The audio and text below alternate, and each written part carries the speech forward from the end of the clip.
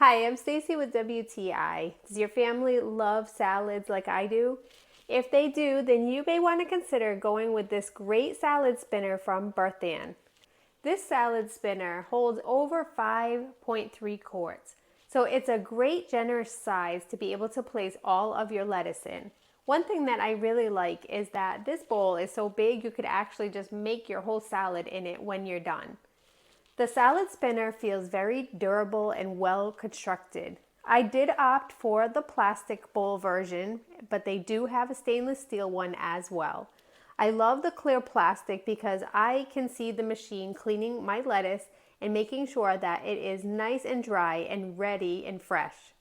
The string that you use to pull the salad spinner is also well made and feels very durable, and the handle is really easy to grip and use the machine.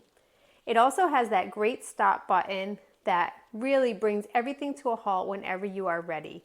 The colander inside fits well, and it's also made of a very durable plastic.